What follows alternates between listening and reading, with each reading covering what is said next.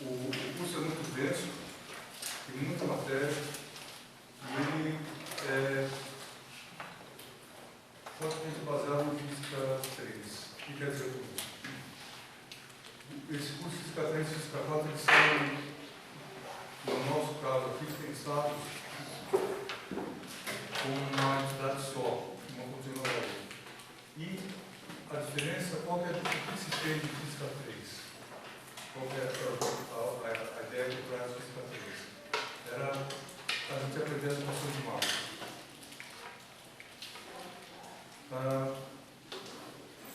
E esse aprendizado das equações de Maxwell foi feito meio da maneira que pode ser feito. Ou seja, antes do curso, provavelmente vocês tinham uma informação aqui, uma ali sobre o que é a equação de Maxwell, mas não tinha visão de conjunto. E essa visão de conjunto que é a coisa relevante nas equações de Maxwell. Isso é meio equivalente a você tem 3 equações de Maxwell, você é tão inoperante quanto se você souber 100 números do celular do seu amigo. Certo para nada. Praticamente nada. Você não consegue fazer o que precisa. Tá? Então, se você precisa passar um tamanho crítico de conhecimento, e a partir daí, o senhor tem número atrás? Acho que sim. Tem? Tá bom.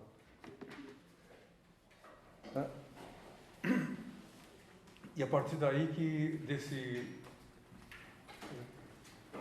tamanho crítico que dá para fazer algo, senão você é inoperante. Certo? Então tem um limiar, não adianta saber 3. É meio essa mensagem. E aí, no curso de Física 3, ele é um pouco diferente em espírito do curso de Física 4. Por quê? Porque o curso de Física 4 ele é um curso mais maduro. E Física 3, ele funciona meio parecido com o curso de mecânica para iniciantes. Você faz o quê? Você dá um plano inclinado, pergunta como é que o bloco cai lá. Esse problema é um problema mais para você entender como é que formula o problema do que para aplicar em alguma coisa interessante e concreta. Tá? Agora, na Física 4 não. Física 4 a ideia é invertida. A gente pega alguns problemas e resolve problemas onde todas as equações aparecem juntas. Tudo bem? E o que eu estou querendo dizer com isso é o seguinte, que para seguir o curso, você precisa ter destreza das equações de Maxwell. Que isso aí vai ser um negócio que eu vou pegar essa equação, essa equação, essa equação. A imagem que a gente tem desse problema mais ou menos é a seguinte: se você tiver... As equações de Maxwell são uma espécie de caixa de ferramenta. Certo? E alicate serve para uma coisa e chave de fenda serve para outra coisa. E agora, no Física 3 é o seguinte, aula de chave de fenda. Então, chave de fenda aperta o parafuso, vira o parafuso. Aí vira outro parafuso, vira mais um parafuso. Aprendeu a chave de fenda, agora a aula de alicate. Foi isso que foi o curso. Certo? E agora não é mais assim, agora vai deixar a caixinha de ferramentas lá e pega a ferramenta que precisa. Tudo bem? E eu estou dizendo isso porque isso aí é uma diferença do curso de Física 3 para Física 4. Ainda que o conteúdo seja meio mesmo. Então, o que se espera que você faça é um pouco diferente.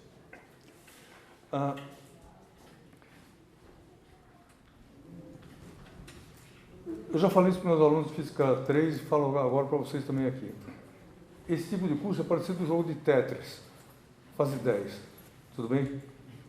Eu pego cada pedra dessa, despejo na sua cabeça, uma por aula, e você tem... Para sobreviver, você precisa acomodar essa pedra meio rapidamente. Se deixou 4 pedras sem acomodar, o que acontece no jogo de Tetris? Sem 4 buracos. Sim, acabou. Então, isso é uma coisa inerente, não é isso porque a gente quer, porque o curso isso é inerente ao curso. Então é preciso ter essa militância contínua ali. E aí é o seguinte, se você sente no curso que você não está conseguindo fazer o que precisa, a proposta é a seguinte, você fala comigo imediatamente. Você vem aí, fim da aula, marca um horário, a gente conversa particularmente sobre o seu caso, o que está acontecendo, o seu estudo não está dando certo, qual é o seu problema. Porque você fala, não, eu vou falar daqui 3 semanas, a quantidade de coisa difícil acumulado é tão grande que sobreviver é difícil. Está tudo bem isso? Essa mensagem? Então é o seguinte, se você sentir que não está funcionando, você fala comigo. E não pensa assim, não, eu não entendi essa aula, tá, mas eu vou para casa, depois eu estudo. Daqui 3 aulas eu vou lá em casa e estudo. Você não faz isso. Tudo bem isso? Só não faz porque isso é sociologia. Sim.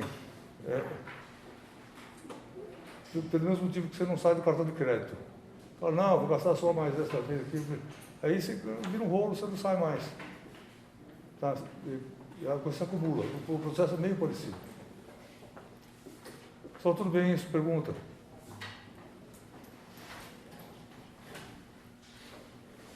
Alguma pergunta? Qualquer coisa. Esse negócio de fazer pergunta é essencial no curso, porque, é o seguinte, qual é a relação da apostila com as aulas? A aula não vai seguir a apostila, ou seja, eu não vou chegar aqui e dar para vocês o conteúdo da apostila. A apostila serve para uma outra coisa, que complementa a aula. E esse processo, ele parece um pouco... a apostila é uma perna do curso. A aula é outra perna. E aí, como é que você anda?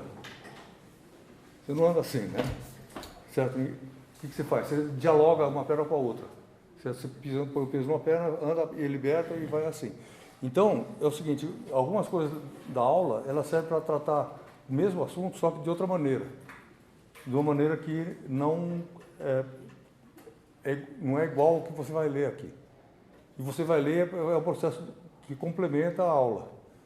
Certo? Aqui é o material mais organizado, aqui a aula é mais uma coisa de discussão conceitual.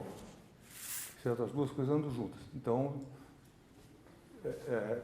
ou seja, não espere que eu vou chegar aqui e falar assim, não dei esse negócio que está escrito aqui. Não dei mesmo.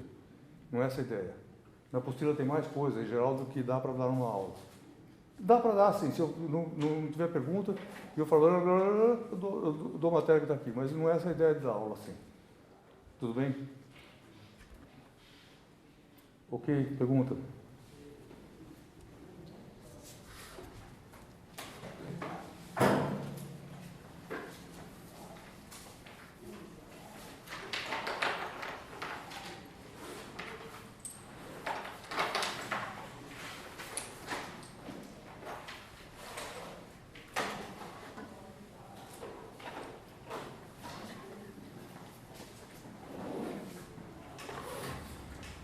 Outra coisa que é importante nessa altura do curso que você está é o seguinte, você não está mais no primeiro ano. Quando você entrou aqui, não estava tentando entender o que você tem que fazer. Você está numa outra fase. Essa fase, que fase é essa? É a fase onde você pode olhar a física já com um certo entendimento global dela. A física não é mais feita de pedaços. Quer dizer, a física nunca é feita de pedaços. A percepção da física como feita de pedaços é que é a coisa que, quando você inicia, não tem jeito, tem que ser assim. Um pedaço aqui, um pedaço ali. Mas a ideia agora é juntar esses pedaços e ver qual é o significado global do que a gente está fazendo aqui. Se você pegar... Só é o seguinte, pergunta se interrompe qualquer hora, porque... a aula é assim, ó, tem uma pauta, certo? Eu estou cantando uma música aqui. Pauta. E na hora que você faz uma pergunta, eu saio da pauta e a aula fica alegre. Ela melhora muito. Certo? Porque ela vira uma outra coisa. Então, eu falando assim, a pergunta ajuda a aula a virar outra coisa. Aí vira festa. Tudo bem? Aí depois você volta outra vez. Sim, isso. Então a pergunta é essencial, para tirar a aula da pauta mesmo. Que é aí que ela se torna legal. Eu acho.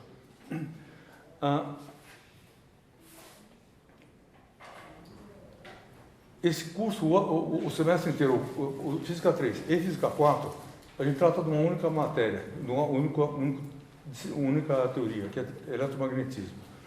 E eletromagnetismo é uma teoria muito importante, por muitos motivos. Certo? E ela é importante porque ela é uma teoria moderna, toda a física moderna que a gente faz no século XX é baseada no eletromagnetismo. A relatividade saiu de dentro do eletromagnetismo. A mecânica quântica não é igual, mas saiu de lá. A mecânica quântica usou ideias do eletromagnetismo para pensar o mundo. Só que ideia que a mecânica quântica tirou do eletromagnetismo, por exemplo?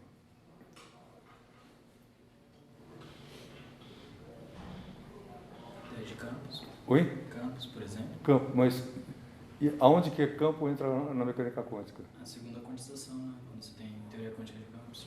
Tudo bem, e a primeira? Só o que é matéria? Se você vai perguntar para o Newton, matéria era uma coisa impenetrável. Ele falava que matéria é feita de grãos, tudo bem, um giz é penetrável, você consegue entrar aqui dentro de algum jeito, quebrar, etc.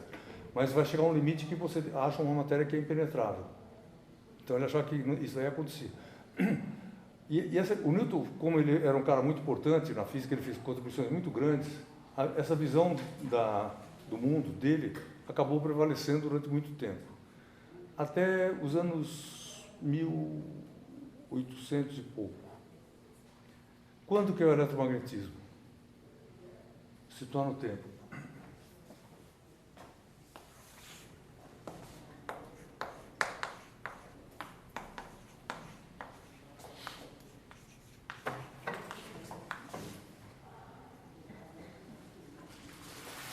O eletromagnetismo é principalmente aqui.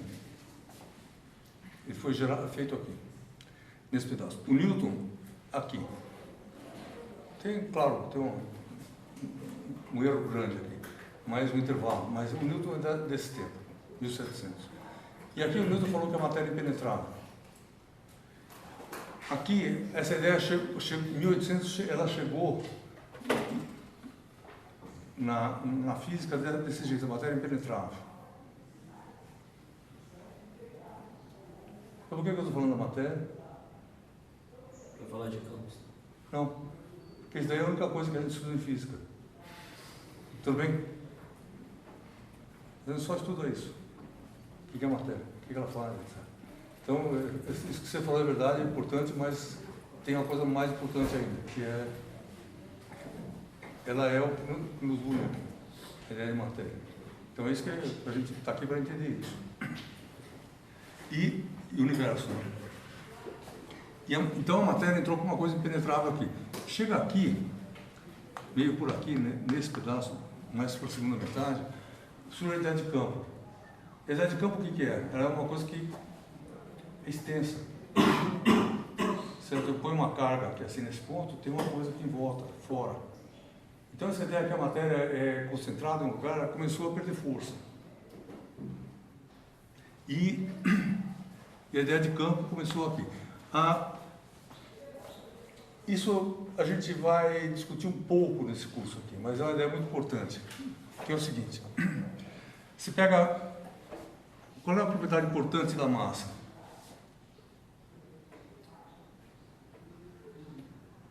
Sua massa tem o quê? Inércia. Inércia. Tudo bem? Falar inércia e outra coisa que ela é a fonte do campo gravitacional. A massa tem essas duas coisas aqui. Quando esse negócio foi andando aqui no tempo, isso daí mudou. Certo? E aí, o eletromagnetismo, isso a gente vai ver mais tarde, ensinou o seguinte, que uma onda tem momento, não tem massa. Certo? Onda tem inércia e não tem massa.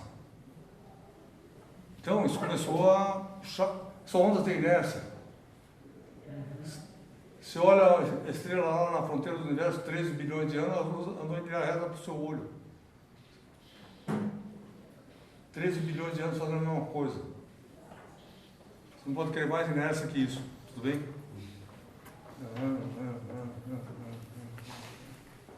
Só 13 bilhões de anos fazendo isso. Tudo bem? Então, isso é inércia. Andando em linha reta. Então, o que apareceu aqui, que campo, também tem inércia. Não tem massa. E aí, tem inércia, tem momento, a quantidade de movimento, tem momento angular, tem todas essas coisas. A luz gira, ela transmite momento angular, carrega a rotação. Tudo bem isso? E aí, por que a gente está falando isso? Porque o que tem a mecânica quântica? A mecânica quântica é aqui, 1930, mais ou menos, pouco antes. E a ideia é que a matéria pudesse ser não material, estava presente aqui. Ou seja, tem coisa que tem energia, tem inércia, tem momento, e não é uma bolinha concentrada. Tudo bem que é uma coisa espalhada aqui. E além disso, foi nesse processo que entendeu-se que onda, que luz era onda eletromagnética, nesse tempo aqui. Então tudo isso abriu a porta para a ideia da mecânica quântica, que vai falar o quê? Falar que a matéria tem características ondulatórias, a matéria pode penetrar dentro da matéria, você consegue encontrar uma pequena probabilidade de encontrar o elétron dentro do próton, no átomo hidrogênio, coisa desse tipo aí. Tá? Então o próton não é uma bolinha que impede. Ou seja, essa ideia do Newton de matéria foi embora. Tudo bem isso? Então, o eletromagnetismo é importante por tudo isso daí. Além de outras aplicações muito grandes que teve na física e fora da física. Só tudo bem isso? O que é o eletromagnetismo? Qual é o propósito dele? O que ele quer fazer? Que problema que ele quer resolver? Quer resolver o seguinte problema. Existe um negócio chamado carga elétrica. Só a gente sabe o que é uma carga elétrica? Não. O eletromagnetismo não responde essa questão. Ele fala assim, tem carga elétrica. Agora você pergunta para o eletromagnetismo, se ajoelha lá na frente da teoria, pergunta, o que é carga elétrica? A teoria não responde isso. Que significa que ela deve ser de uma entidade de outra natureza, fora do eletromagnetismo. Mas, de qualquer maneira, a carga elétrica aparece no eletromagnetismo. E aí, qual que é o propósito do eletromagnetismo? É uma teoria de interação. Ou seja, a ideia é a seguinte, eu quero fazer a seguinte pergunta, se eu coloco um monte de carga aqui, e outras cargas aqui, como que essas cargas do lado de cá influenciam as cargas do lado de cá? Tudo bem isso? E a proposta do eletromagnetismo é a seguinte, ele vai falar que essas cargas aqui criam campos, ou seja, elas jogam energia no espaço aqui que fazem processos esquisitos e gozados, e esses processos chegam do lado de cá e criam forças desse lado. Tudo bem? Então, o eletromagnetismo é isso. É um pedaço de um sistema conversando com outro pedaço, via campos, mediado por campos. Só assim. Pergunta.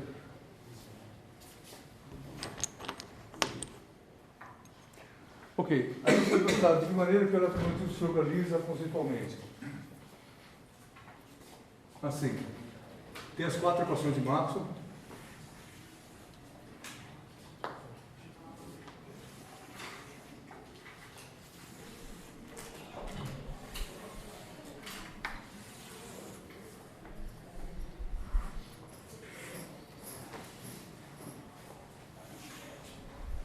Sobre o que as equações de Maxwell fazem na teoria?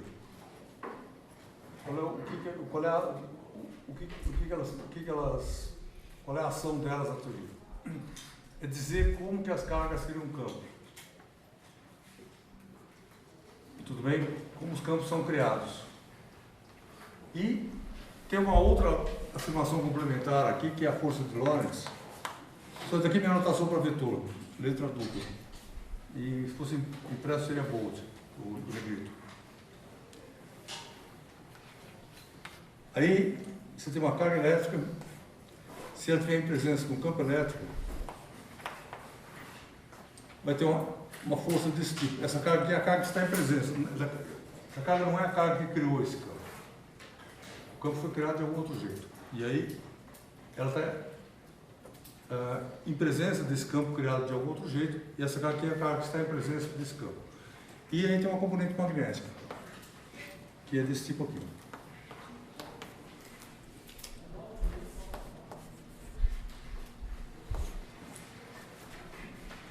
Então, campos criados de algum jeito influenciam uma carga dessa maneira através dessa força. Tá? Isso aqui é o fim do problema. As equações de Maxwell são a parte mais complexa do problema, que elas dizem como é que esses campos são criados. E aí, como é que eles são criados? Tem 4 leis. Lei de Gauss elétrica e lei de Gauss magnética. 2 leis de Gauss. Só e é isso aqui que você tem que saber bem para poder seguir física 4, senão a coisa não rola. Se você pegar o conhecimento dessa lei, esse conhecimento pode ser expresso de maneira oral, através de palavras.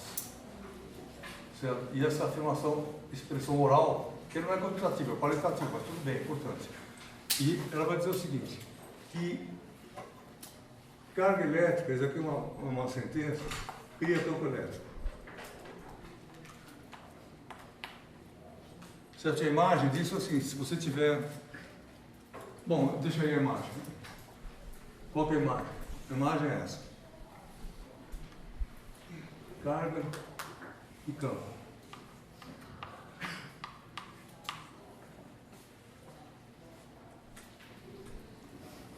Só pergunta isso aqui para você mesmo, eventualmente você vai ser professor um dia, se já não é. Qual que é a diferença na sua cabeça disso daqui e disso daqui?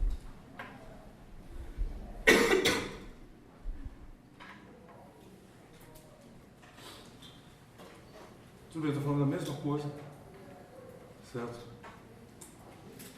Agora, a cabeça da gente funciona de modo diferente aqui e aqui.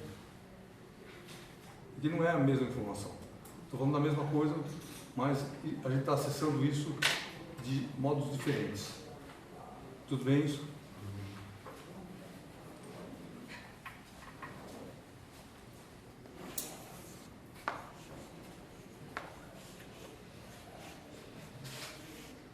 Isso daqui é a sua cabeça. Tudo bem? Como é que você acessa isso? Pelo ouvido. Pelo ouvido? Eu nem tinha desenhado. Certo? Tudo bem isso? Só esse negócio aqui, ele entra aqui, ó. Tudo bem isso? Esse outro aqui entra onde? Entra aqui, ó. Tudo bem isso? Só isso, com toda a complexidade que o nosso cérebro tem, isso aqui não pode ser a mesma coisa. Não tem jeito. Tudo bem isso? Então, o que provavelmente acontece lá dentro, uma imagem, uma coisa meio do seguinte jeito. Certo? Isso aqui é uma faceta do conhecimento, aqui é outra faceta. O conhecimento é uma coisa mais complexa, onde essas coisas conversam entre si. Tudo bem isso? Só sim? Sim. Pergunta?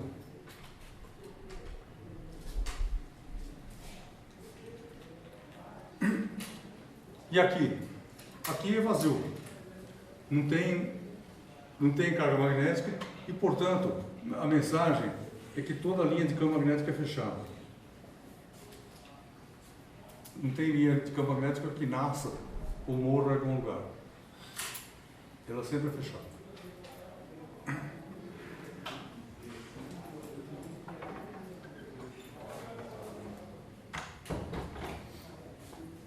Só tudo bem, Zoe? Aí, se você pegar essa lei aqui, ela tem uma expressão matemática.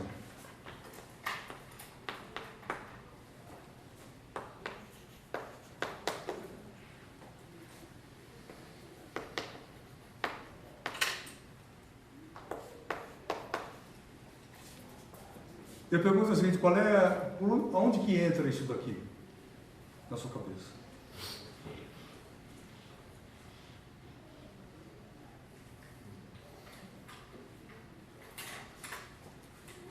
Por onde que a sua cabeça acessa essa coisa aqui? Não é por nenhum sentido, né? Eu sou surdo do ouvido, se você não levantar a mão, não sei de onde que veio o som. Não é por nenhum sentido. Não é por nenhum sentido. Portanto... É direto no Pela cérebro. razão. Pois é, você está vendo que isso aqui é uma outra coisa. Tudo bem isso? Ou seja, que a gente conhece o mundo de um jeito muito bizarro, e tem um processo na nossa cabeça aqui que faz essa coisa. Pode ser chamado de razão, inteligência, ou outra, ou sei lá. Tudo bem isso, mas aqui não é uma coisa acessada via sentidos. Ela está lá dentro da nossa cabeça. Tudo bem isso aqui? Então, provavelmente, esse outro pedaço aqui é um pedaço que está meio preso aqui dentro. Só assim?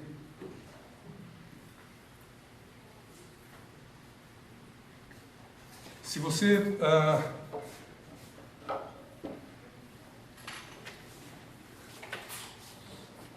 for na Idade Média e perguntar lá o que os caras estudavam na universidade na Idade Média.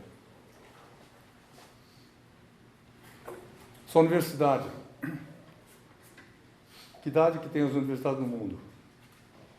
Uns 500 anos. Na Europa e no norte da África, as universidades são de 1100 e 1200 por aí. Tem universidade dessa época. Estados Unidos, claro, mais tarde, 1600, 1700, 1800. O Brasil, qual é a primeira universidade? Século XX. Pois é. Só que é ridículo, tudo bem? A gente somos atrasados. Tudo bem? E atualmente faz um esforço para que a gente continue a ser mais atrasado do que a gente já conseguiu ser.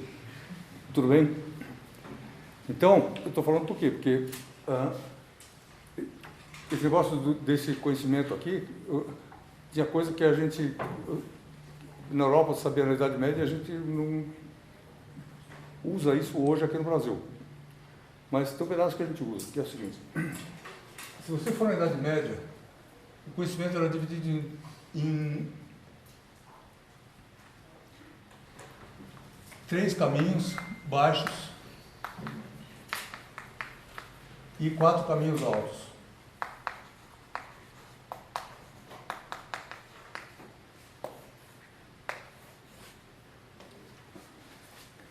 Caminhos baixos, ou seja, daqui era o que o cara estudava.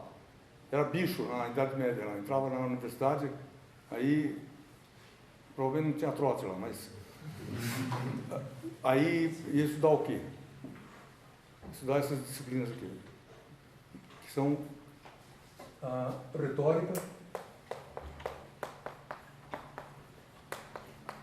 gramática,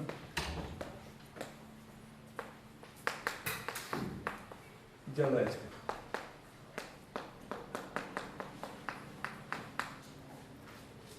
Depois que você estudava bastante isso aqui, alguns anos, você ia para as outras matérias, que eram os 4 caminhos altos do conhecimento, que era geometria,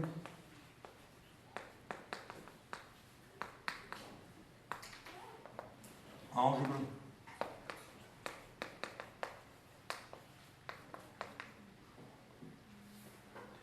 astronomia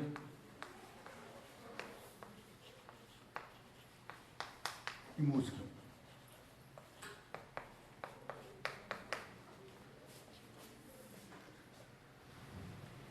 Tudo bem? Só qual que é a diferença de conteúdo disso e disso? De novo, pensa no uso que você faz da cabeça. Que uso que você faz aqui, que uso que você faz aqui.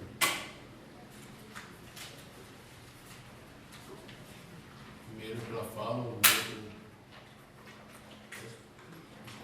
Então, isso daqui é um conhecimento oral, tudo bem? Isso aqui é um conhecimento oral? Não. Tá vendo? E ele é organizado de uma maneira simbólica. E, portanto, em silêncio. Você sabe essas coisas que você não fala.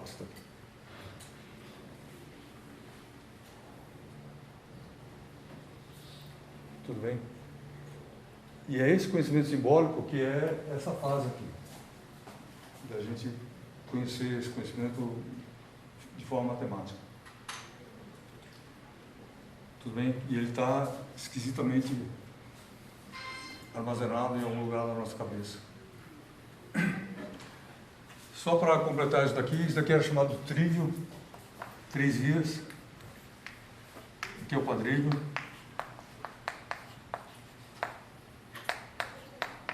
E é daqui que vem a palavra trivial. Que é algo que dá para falar. Tudo bem isso? Isso daqui não dá para falar. Tudo bem isso? Sim. Então, essa é a montagem do eletromagnetismo. E aí, aqui na física, a gente trabalha nesse nível aqui. A gente tem que falar essas coisas, tem que saber discursar a respeito disso, mas o nosso pensamento é aqui, ou seja, o nosso trabalho ocorre nesse lugar aqui. Tem a outra forma da equação de Maxwell, que é essa aqui, divergente de E, do arroz sobre epsilon zero.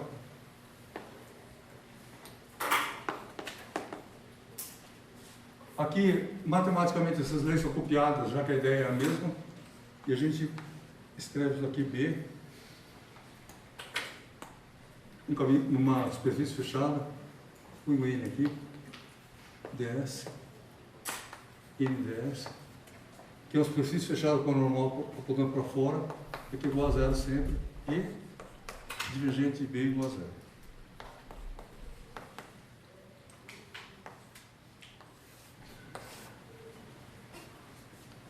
Tudo bem, isso aqui é a mesma ideia, então, aplicada aqui. Então, qual é a representação matemática dessa ideia? Qual é a ideia? A ideia é a seguinte, você pega aqui,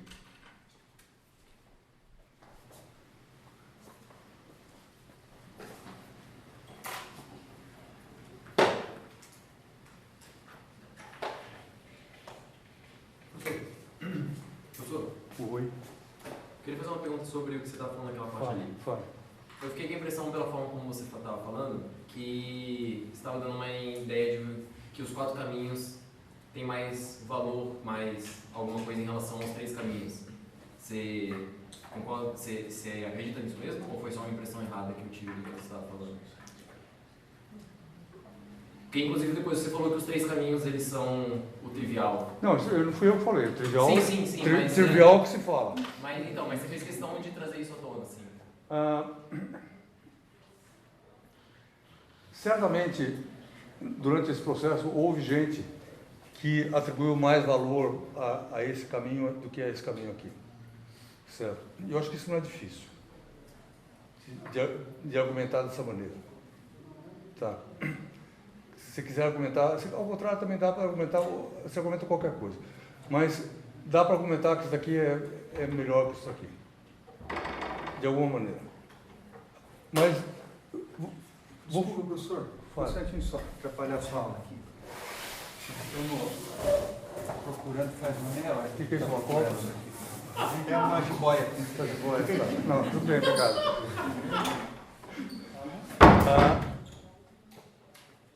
E aí, se eu não quiser argumentar isso, o que eu posso falar? Posso falar o seguinte: se você morar só nesse mundo, você é mais pobre do que se você souber os dois. Certo? Do mesmo jeito que se você falar só português, você é mais pobre do que falar inglês e português. Por quê? Porque outra língua não é mais uma língua. Certo? Outra língua é ampliar o modo de pensar com uma outra gramática, com uma outra lógica de pensamento, com uma outra entendimento de quem você é, tudo isso daí muda nessa hora. Tá? Então, isso aqui faculta você se entender do modo tal que, se você morar só aqui, você não se enxerga. Tudo bem isso? É essa. Então, a mensagem disso aqui, eu falo, dá para argumentar. Tem gente que gosta disso. É uma questão pessoal. Mas o que é importante, isso não é isso daqui, se isso daqui é melhor ou não. Não é uma questão de valor. É questão de papel. Certo? Ou seja, na hora que você mora nesse mundo e vai para esse, vai para esse, vai para esse, você é capaz de acessar o universo de um jeito que o cara que mora aqui não consegue.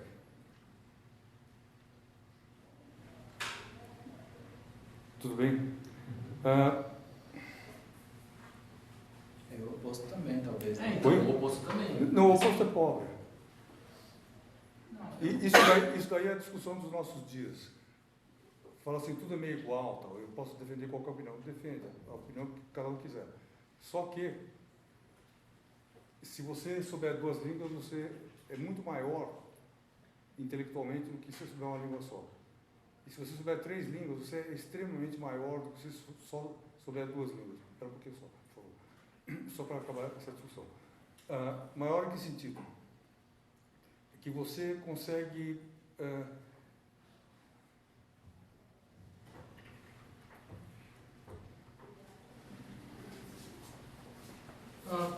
Espera só um pouquinho, por favor. Eu não entendi direito. Oi?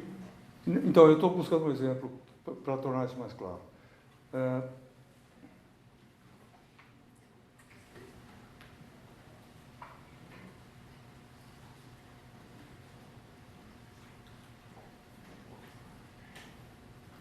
quero dizer o seguinte, o corte, eu já vou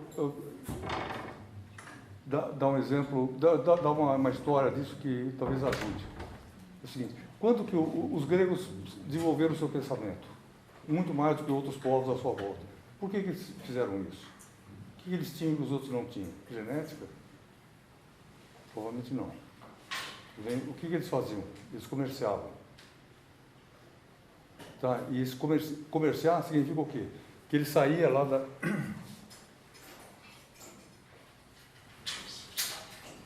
Grécia mais ou menos por aqui, na Europa.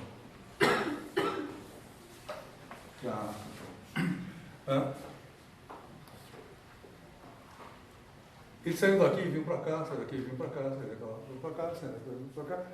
E isso ampliou a consciência deles.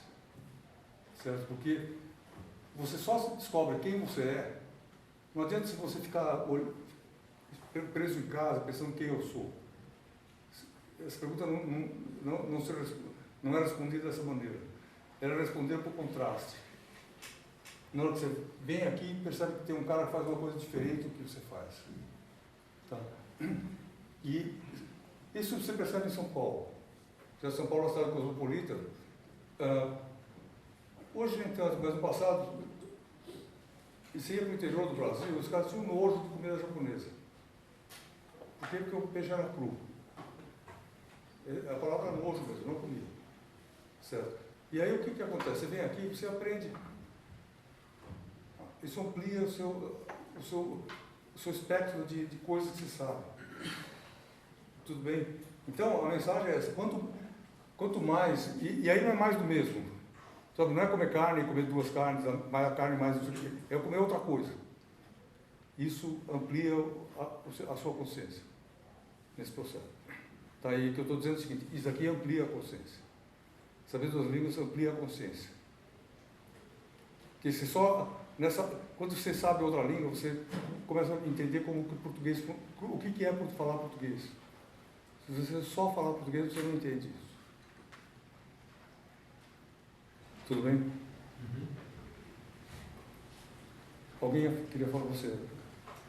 Eu acho que quando ele falou que o oposto está na vale, não, que o mais é o oposto, eu acredito que ele quis dizer saber apenas o quadrívio em oposição ao trívio, e não saber os dois em oposição Eu acho que Seria, por isso daqui, exemplo, eu sinto que isso daqui é meio impossível. Seria, por exemplo, saber apenas inglês ou saber apenas português? Não, isso é impossível, eu acho. Porque existe uma ordem aqui, por isso que os 4 caminhos baixos, tem os 3 baixos e aqui os 4 altos.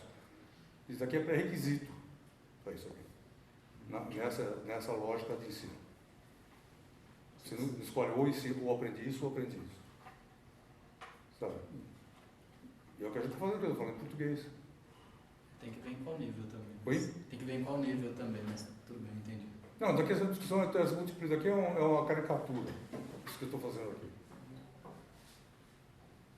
Então, tipo, os 4 seria tipo uma língua matemática e os outros seria tipo. Não, essa língua matemática, isso daqui, naquela época, a astronomia que eles falam aqui não é o que a gente usa para astronomia hoje. Era uma outra coisa, que é uma coisa que se estudava símbolos também. E a música também é uma coisa em silêncio, que é incrível. Não é um problema que você não usa o ouvido.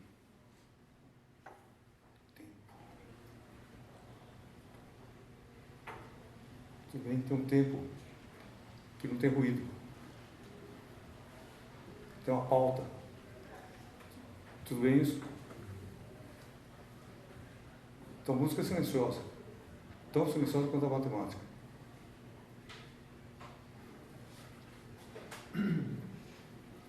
Oi?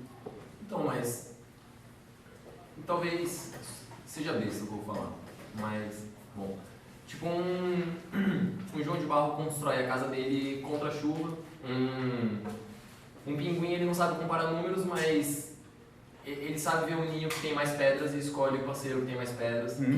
Os pássaros cantam e eles não precisam saber nada do trigo. Então, acho que eu falei que eu poderia para ser besta, agora eu tô sentindo que foi besta. Mas a minha ideia era que os 4 caminhos não dependem dos 3, sabe? Que esses animais eles não precisam saber retórica, gramática, dialética para entender alguma coisa sobre Não, quantidades. o que talvez o que você está falando é uma outra questão. Isso aqui é um tipo de conhecimento, certo? Pergunta, isso aqui esgota o nosso conhecimento possível? Certamente não. E você provavelmente sabe amarrar sapato do jeito que o passarinho sabe escolher o ninho. Ou seja, um conhecimento mais básico ainda que a gente usa de outro jeito. Tá, então isso daqui é o conhecimento, a ponta do iceberg que aparece. Conhecimento. Tem um monte de conhecimento. Se você olhar toda a coisa que você pode saber no mundo, certo?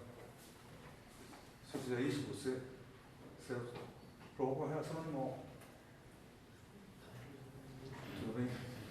E pergunta, onde que está esse conhecimento aqui? Não está. Isso é outra coisa. Tudo bem? Ou seja, tem muito mais conhecimento na nossa vida do que o que a gente está falando aqui. Isso aqui é uma superfíciezinha de conhecimento. Tudo bem isso? E, principalmente nós que somos descendentes de bicho, a gente tem incorporado em nós uma enorme carga animal de comportamento. Enorme carga animal. Tá, se você perguntar se eu sou parecido com um cachorro, provavelmente você vai dizer que não, mas eu diria que sim. Por quê? Aí tem 2 medidas para fazer isso. É como temperatura. Pergunta 25 graus é muito mais quente do que 18 graus. Se você olhar o seu conforto térmico, certo? E 18 é muito mais confortável do que 10. Agora, a temperatura é muito maior. Se você medir a escala absoluta, não é. Está uma diferença de poucos por cento. Tá, então, a medição da nossa animalidade é meio isso aí.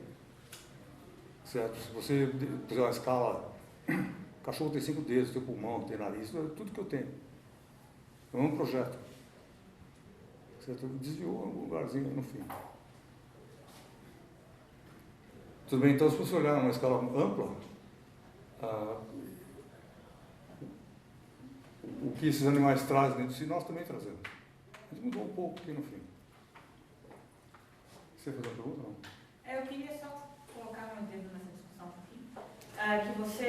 o colega estava comentando que esses conhecimentos do quadrívio não pareciam supor do trívio, né? Isso que estava te incomodando. Por isso. Não concordo. Mas me parece que, por exemplo, assim, você precisa, quando você estuda retórica e dialética, você treina a sua mente a entender o que é um bom argumento, por exemplo, como um argumento deve ser construído, e você também treina o seu raciocínio lógico para você poder acompanhar e entender o que é geometria, o que é álgebra, o que é astronomia, como é que se faz isso. E você precisa de gramática para quê? Porque todos esses conhecimentos, geometria, álgebra, astronomia e música, são escritos na linguagem, e você precisa entender qual é a estrutura da linguagem, como ela funciona, para você conseguir absorver esse conhecimento e depois reproduzi-lo, certo? Então existe sim uma ordem, uma progressão linear de conhecimento entre trívio e quadrívio, me parece.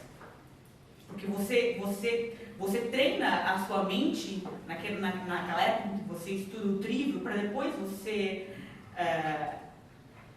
ter the skills para construir aquele conhecimento mais abstrato depois.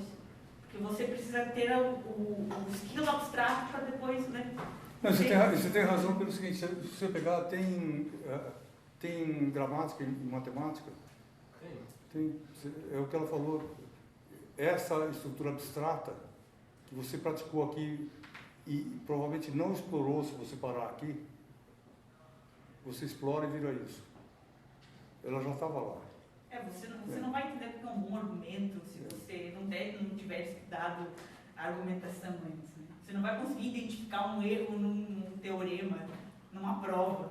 Né? Então, isso tudo é conhecimento que você deve adquirir antes. Que ajuda, acho que ninguém tem dúvida. Tipo, a questão é se é necessário, mas é uma questão bem mais... Agora, será que alguém sem saber linguagem não consegue aprender matemática? Pessoal, Mas matemática é a linguagem. Matemática é uma linguagem. Matemática Não, depende. Matemática é uma linguagem. Não, sem saber linguagem falada, por exemplo. Não sei. Só não é óbvio pra mim, sei lá, Não, vocês parecem... tudo bem, essa discussão é super legal, mas eu queria um pouquinho para frente agora. Sério. Não, porque essa discussão ela tem uma vida própria, ela é absolutamente interessante, absolutamente interessante. E desdobra, é meio fractal, você vai falando e quebra, tem um monte de aspectos. Ok, volta para as equações de Maxwell.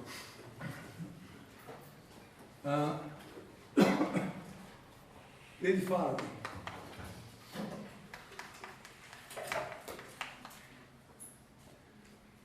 Antes disso, lei de Ampère.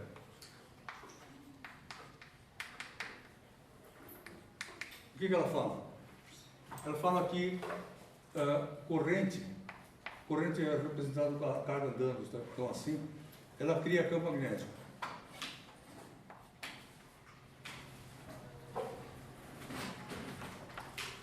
Ou, se eu quiser ser mais oral ainda, eu vou escrever isso aqui. I cria B. E agora, se eu quiser passar um pouco para o símbolo mais visual, eu vou falar que I cria B assim.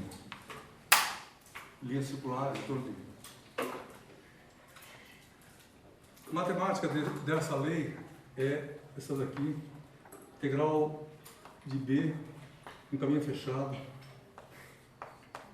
igual, integral dupla, de 0, J, fluxo desse negócio aqui numa superfície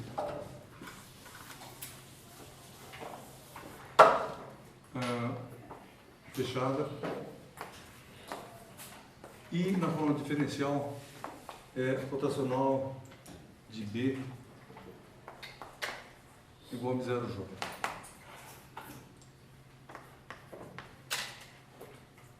Zero é branco, né? Porque não tem uma constante da natureza.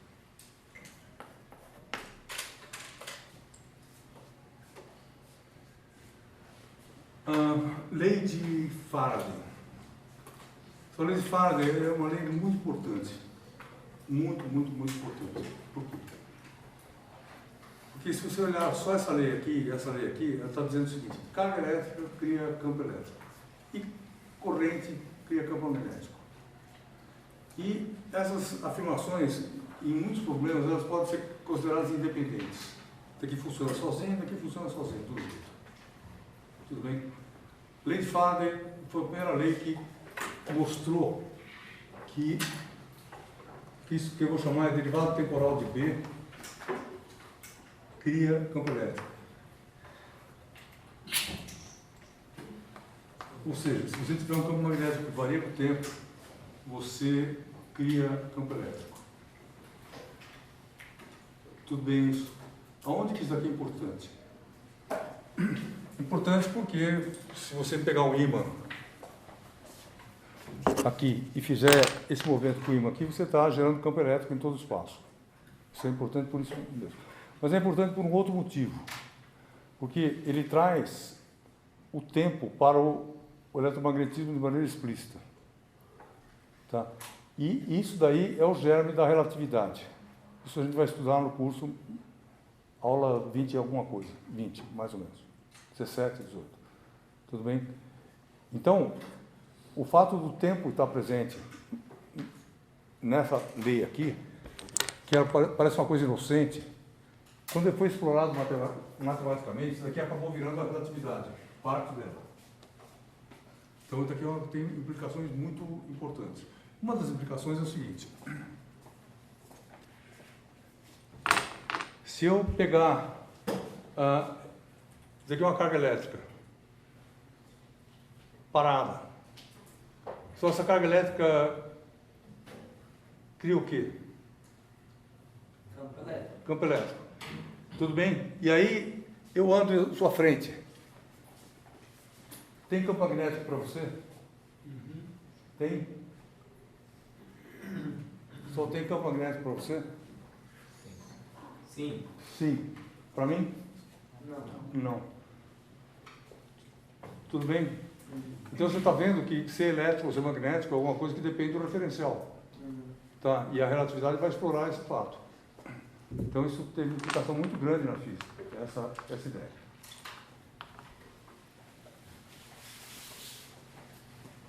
O jeito matemático que essa relação se tem aqui é assim: integral de E, integral no caminho fechado, e escalar DC, pedaço do caminho, igual menos integral dupla de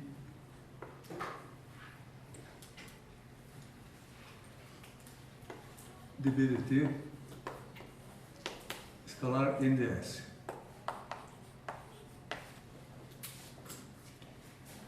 E a matemática dessa lei é parecida com a matemática dessa lei. Você troca J, E por B e troca J por dBdt. Matemática mesma significa que o conteúdo de desenho simbólico é o mesmo. Ou seja, se você puser um dBdt assim, você vai ter linhas de campo elétrico fechadas.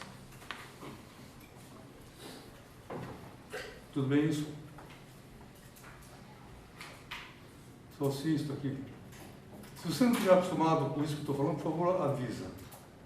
Porque a aula serve exatamente para isso. A primeira aula que a gente está dando para vocês, tem que normalizar a conversa. Tudo bem isso aqui? Então, a moral da história é o seguinte: se você pegar esse ímã aqui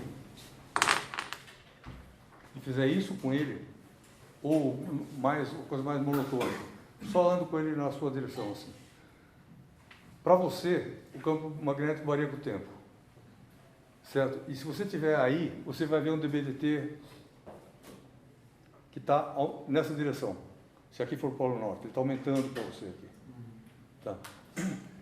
Se você pensar numa corrente, como é que a gente relaciona a corrente com linha de campo magnética? Regra mão direita. Então isso significa que você pega o dBdt que está aqui, que é esse negócio aqui, certo? Eu vou tirar, falta a mão, então o ímã está aqui, mas eu não... faz de conta, tudo bem? Tem o DBDT aqui, porque o ímã está andando na sua direção. Você pega isso daqui assim, com a regra da mão direita, põe o sinal menos. Ou você pega essa mão aqui, assim, e você tem as linhas de campo elétrico. Ou seja, você vai ter linha de campo elétrico assim, aqui, de cima. Tudo bem isso aí?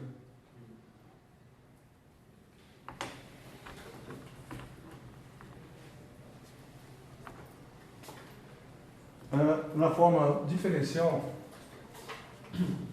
essa lei tem essa forma aqui, rotacional, de E, agora, igual a menos dBdt.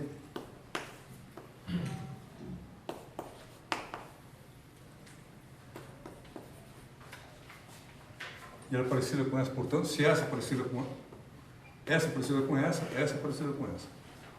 Tem um sinal menos de diferença entre elas. E a última lei que falta é a lei de Maxwell,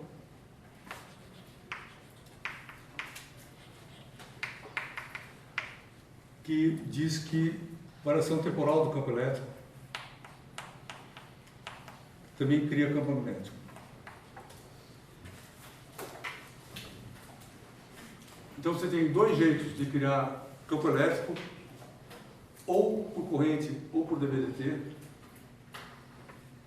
E você tem dois jeitos de criar campo magnético, ou por corrente ou por dBdt.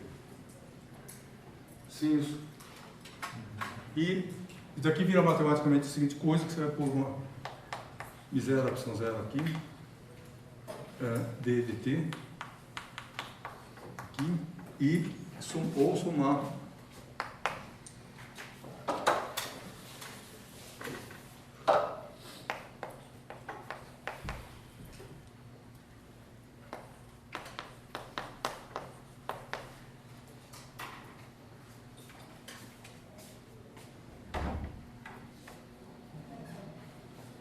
Então, tudo bem isso aqui?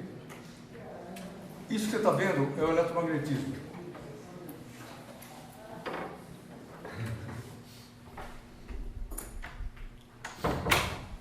Só sim. Pergunta, eletromagnetismo para crianças? Porque você está na graduação? Sim ou não? Não. Certo? Ou seja, daqui é o mesmo eletromagnetismo na forma final que qualquer cara na pós vai ver, e na sua vida profissional você vai ver o resto da vida a mesma coisa. Ou seja, por isso que eu estou falando, daqui é absurdamente importante a sua formação. Tá? O que a gente vai fazer em Física 4 é treinar isso aqui continuamente. Tem que saber isso bem. Certa condição para você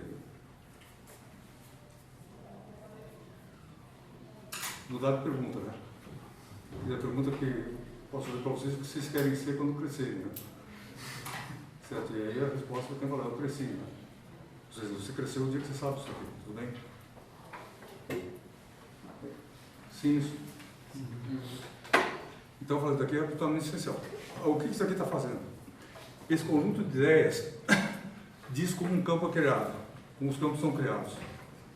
E essa parte simples aqui diz como que o campo é sentido do outro lado. Então isso explica o diálogo de carga elétrica com carga elétrica. Porque no fundo aqui também é carga elétrica. Então, envolvimento. Sim, isso.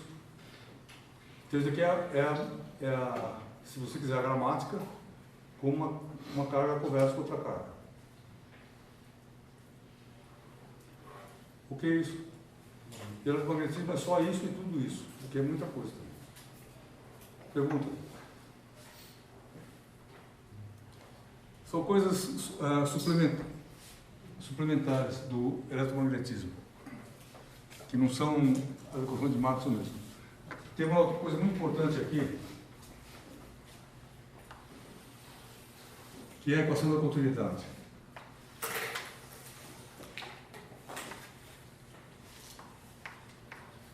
Ela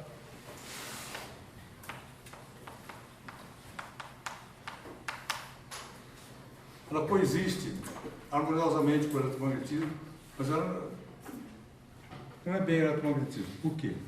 O que a equação da continuidade fala?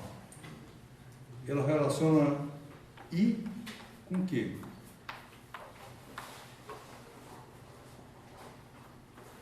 E, portanto, ela não é uma equação que envolva campos. Tudo bem? Ela fala carga com carga. E ela diz o quê? Se você tiver uma superfície fechada aqui, a quantidade de carga que tem aqui dentro se relaciona com a quantidade de carga que flui através da superfície. E a carga é conservada. Matematicamente, essa equação parece com essa daqui. Essa daqui integral, superfície fechada de J, escalar NDS igual menos tripla de ρ dt. TV. Ou na forma diferencial divergente de J é igual a menos dt.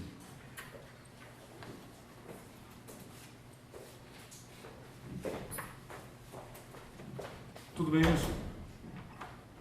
Então, essas aqui são as equações que dizem, essas equações de cima, as 4, como os campos são criados. Essa daqui de baixo diz que carga, como é que carga se relaciona com corrente. Essa relação tem que ser tal que carga elétrica é conservada. Só, o que essa equação matemática diz? Só dinheiro é conservado. Você pode aplicar a equação da continuidade num banco? No banco.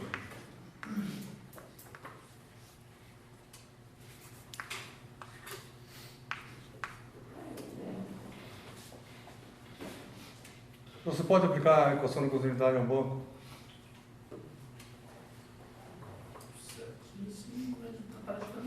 Oi? Só pode?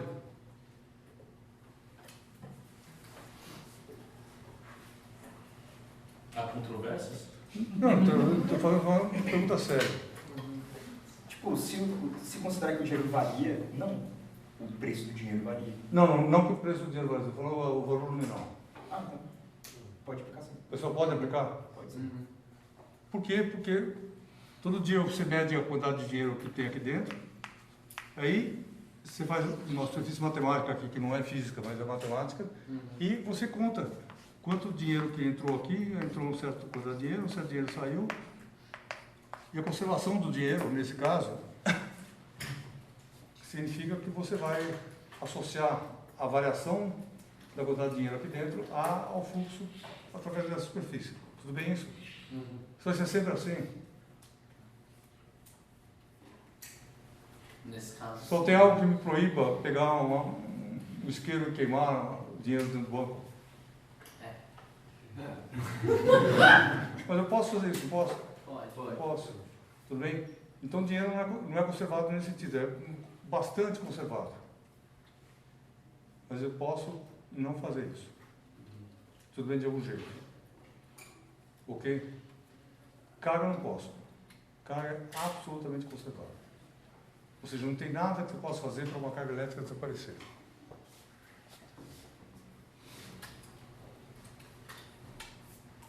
Sim. Nada. Só o fato da carga elétrica não poder desaparecer, ela tem uma origem possivelmente topológica.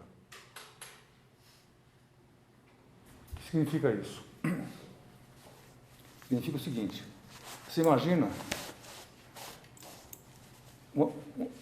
uma superfície fechada assim. Tudo bem? E carga nessa superfície pode estar associado ao número de torções nessa superfície. Pergunta: eu consigo torcer isso e produzir uma carga?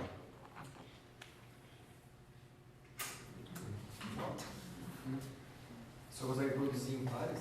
Você me ajuda um pouquinho aqui, que eu tenho que segurar você, eu preciso de mais mão. Vem atrás assim. Faz de conta que o cinto está fechado lá atrás, grandão, tudo bem? Só eu consigo produzir uma carga. Não, se eu torcer o cinto aqui, eu torço aqui também. Tudo bem isso? Então eu produzo uma anticarga. Tudo bem isso eu posso. Então eu coloco a torção aqui, uma antitorção lá. Aí eu posso empurrar essa torção para cá, e eles ficam separados no espaço. E aí parece que eu criei uma carga aqui. Tudo bem isso? Mas eu só posso fazer isso em números pares de torções. E sempre uma torção e uma antitorção. Tudo bem isso? Obrigado, acho que é essa a ideia. Pessoal, sem isso aí. Então, a ideia, a carga elétrica, ela pode, tem gente que especulou isso aí, que a carga elétrica pode ser um nó, nesse sentido, uma torção num campo. Tudo bem isso? E a gente não vê essas anticargas, né? Oi? Não é matéria do nosso estudo, né? Não, isso aí é uma especulação na física que ela não é aceita na comunidade, também não é desaceita, é uma boa ideia, que para por aí. Tudo bem isso? Só sim? Só carga é substantivo ou adjetivo? Gramaticalmente, já que a gente gosta de coisas triviais. Tudo bem? Substantivo ou adjetivo? Substantivo? Só nó é substantivo ou adjetivo? Substantivo. Substantivo? Ou ele é uma qualidade?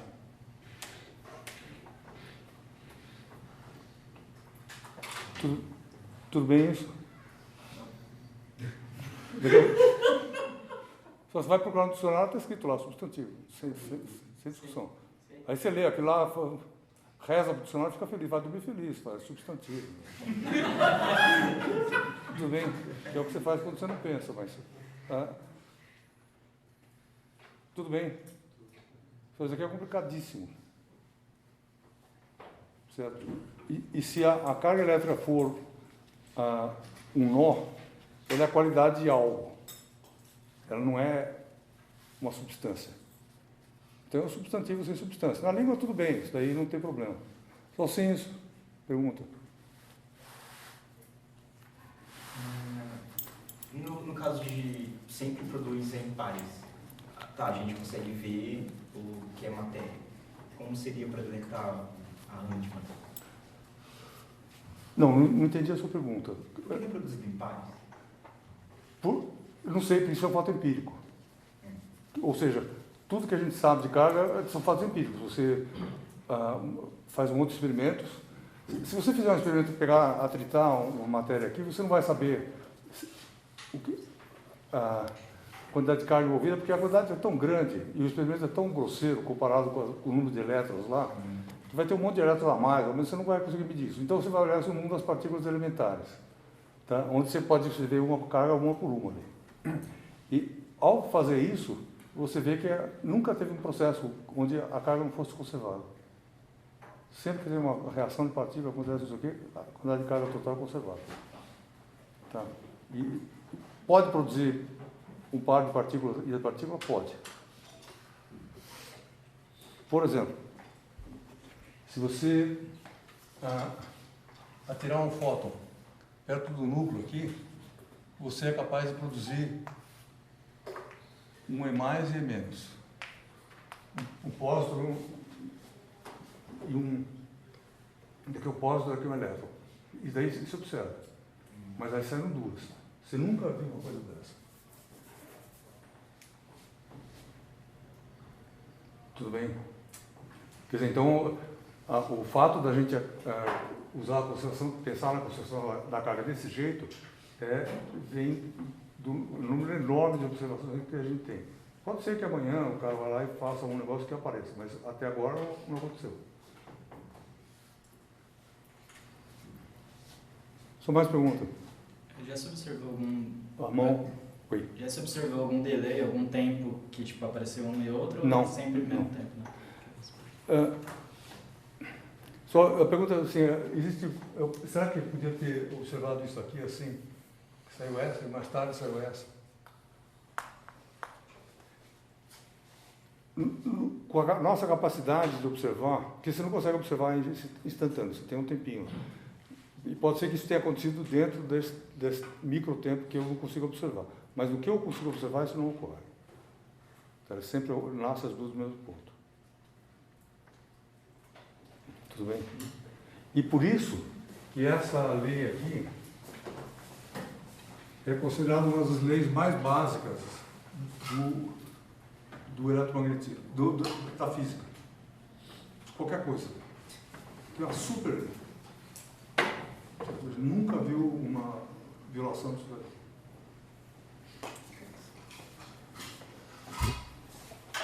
Só uma pergunta.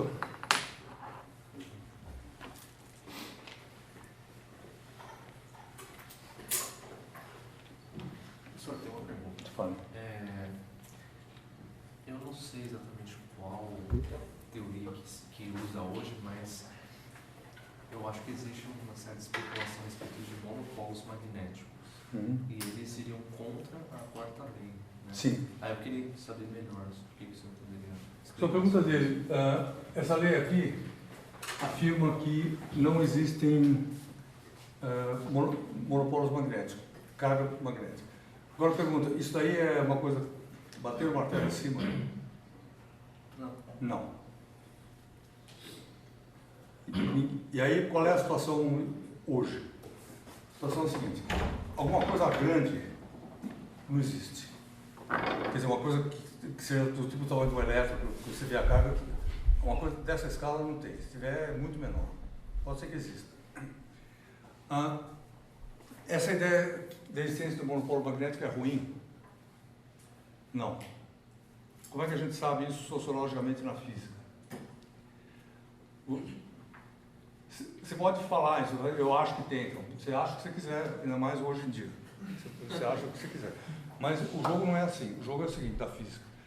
Se você achar que tem uma razão boa para existir monopolo magnético, e você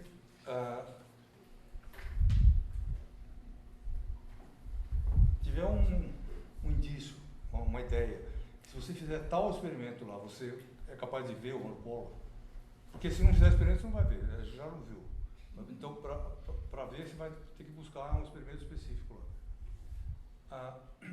É o que você faz? Então, como é que você faz o experimento? Você chega lá na FAPESP e fala assim, olha, eu quero $1 milhão porque eu queria comprar um equipamento. Então, o cara fala, não, claro.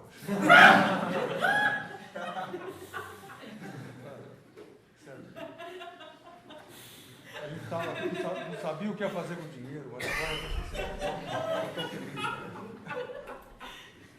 Tudo bem. Mas não é bem assim.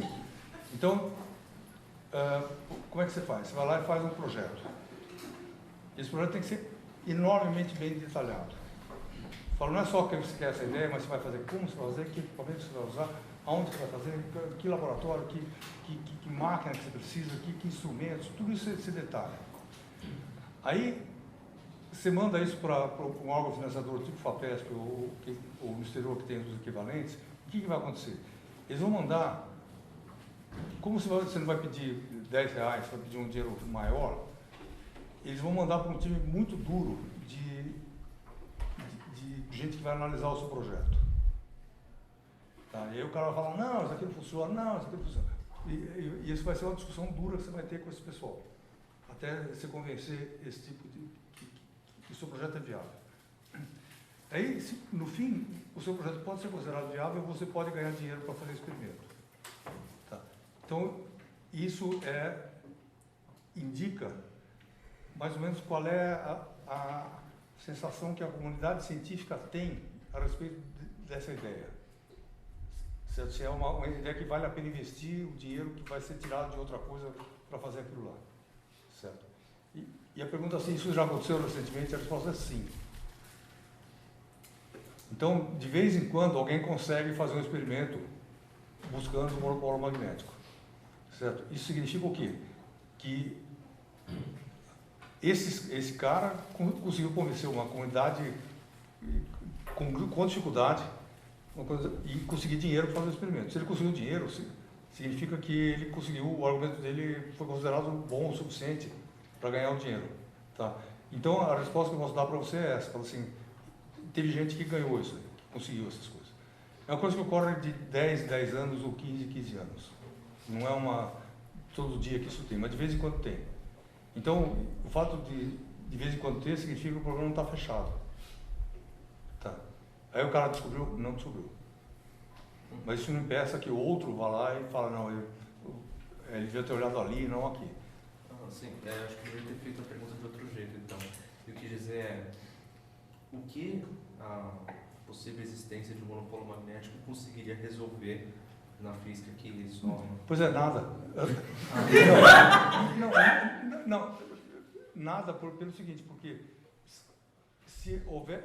Pergunta, volta para trás, pergunta, penso pelo menos de outro jeito. Alguém já colocou o monopolo aqui e virou toda essa manivela matemática para ver onde é que a ideia ia parar? A resposta com certeza sim. Certo? Isso em 1900 já tinha sido feito.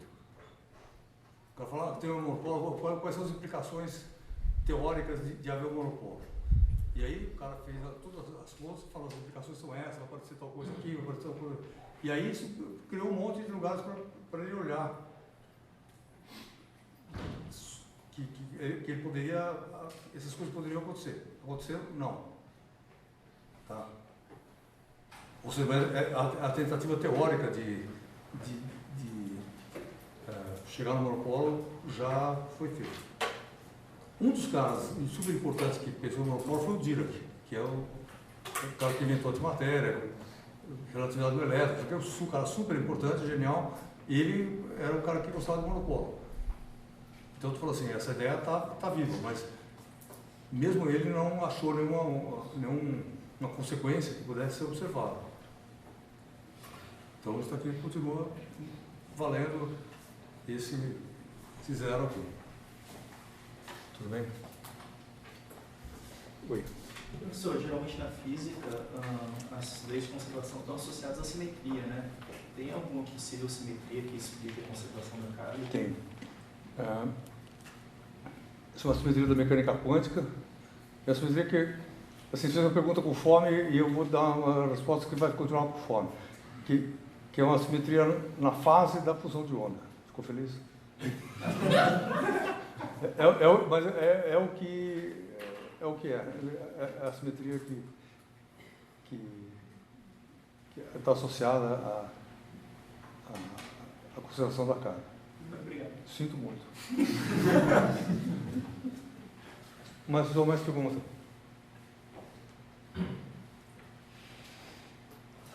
Ok. Pessoal, é o seguinte. Oi, fala. Tem um outro jeito de escrever essas equações? Só tem um outro jeito de escrever essas equações? Sim. É um jeito tensorial? Mesmo? Tensorial. Só tem. Se entra na internet, tem várias maneiras de escrever a equação. Você já estudou... não é eletromagnetismo, como é que chama a matéria do terceiro ano da grade que trata de eletromagnetismo? Acho que é eletromagnetismo. Você estudou? Não, chegou? Não. Então lá você vai ver a seguinte coisa. Que do mesmo jeito que eu posso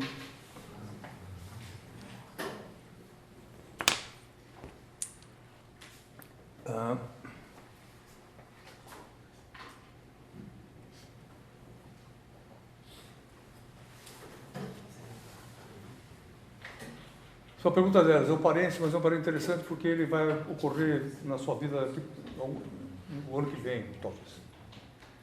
E que é o seguinte. Eu tenho outra jeito de reescrever isso aqui? Tem. Que jeito é esse? Através de potenciais. E aí, você usa coisa do tipo o seguinte. E é menos gradiente de V. Você viu no Física 3 isso daí. Tem uma coisa equivalente para o campo magnético. que é B igual a rotacional de A. Isso aqui é o chamado potencial vetor, isso aqui é o chamado potencial escalar.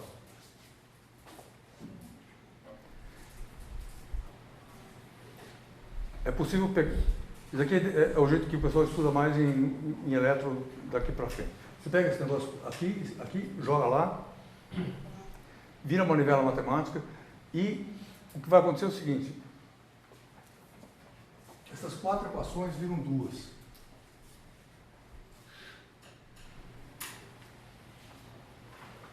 Tudo bem isso? Isso aí você vê que tem sentido perguntar quantas são as 4 equações do Maxwell. Certo? Elas são 2 na linguagem de potencial vetor, 2 na relatividade, são 4 nessa formulação vetorial aqui. São 13 na formulação original do Maxwell. Que ele usava outra forma matemática, era tudo mais complicado. Então, ou seja, esse número 4 é um número dependendo da matemática que você usa. Nessa matemática aqui são 4, que ela tem um monte de vantagens. Essa daqui, você usa os potenciais e você cai numa matemática mais abstrata. E essa matemática mais abstrata dá origem às chamadas teorias de calibre, que são as teorias que são usadas hoje na física de partículas. Então, eu estou falando isso daqui, é uma porta que se abre para uma nova matemática e você reformula tudo e ganha alguma coisa, perde alguma coisa. Mas tem vantagens. Tudo bem? Isso para o futuro. Se provavelmente em elétrica você vai estudar isso aqui. Só qual que é a vantagem de usar os potenciais? Que a matemática fica de certa forma mais simples. Qual que é a desvantagem? Que você usa coisas que não são observáveis. Essas entidades aqui não são observáveis. E aí, quando você fala E e B, são coisas que você observa. Então, a escolha é feita por esse motivo. Mas por que isso seria uma desvantagem? Porque assim, sei lá, se no meio do processo você cria uma variável que não é observável, para no final você ter um processo, você ter algo observável, em teoria, deveria estar fazendo sentido. Não, isso no fim você volta para o observável, claro. Mas essa não observabilidade, ela dá origem a um monte de ambiguidades que você tem que tratar no meio do caminho. Vai remendando. Oi? Vai remendando conforme. É isso. Quer dizer, e aí, claro, tem que ser equivalente, senão, se não fosse, ninguém usaria uma ou outra. É equivalente, mas tem os seus encantos, tem os problemas. São mais perguntas? Professor, você falou há um tempo atrás que era para normalizar a Física 3, alguma coisa assim.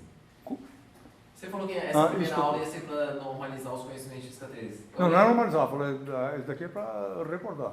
Então, recordar, melhor ainda, porque tem uma coisa que Por que tipo assim, eu lembro que você comentou sobre como isso era importante, mas já não lembro mais por quê. A integral da derivada do campo magnético e não a derivada da integral do campo magnético, ali na linha de fase. Tá. E por que também que a corrente não pode ser considerada derivada da carga? Eu lembro que você também comentou sobre isso, mas já não lembro mais a importância. Se pudesse recordar. A segunda, eu prefiro não falar, eu vou falar na aula 10. Tá. Essa outra é mais fácil de falar independente, que é assim. Só pergunta dele. Lei de Faraday. É escrito assim aqui.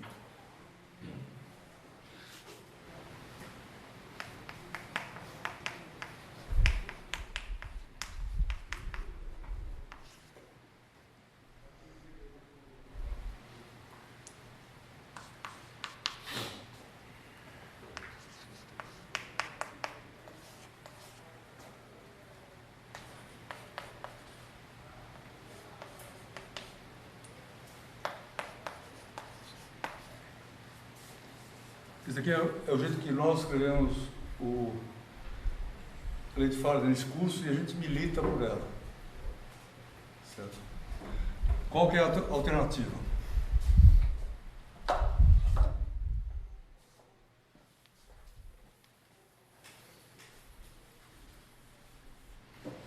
Só para dizer que a gente tem uma postura aberta frente a esse problema.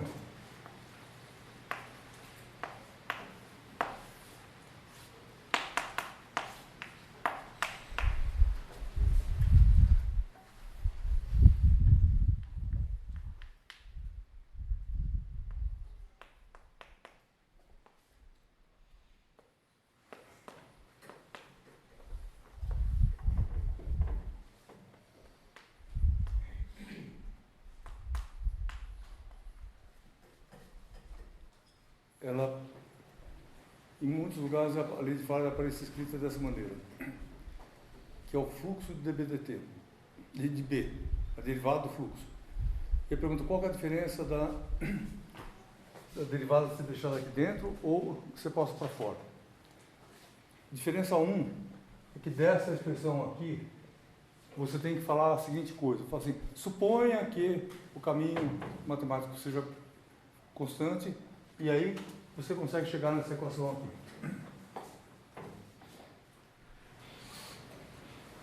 Então, o problema é que aqui você chega direto.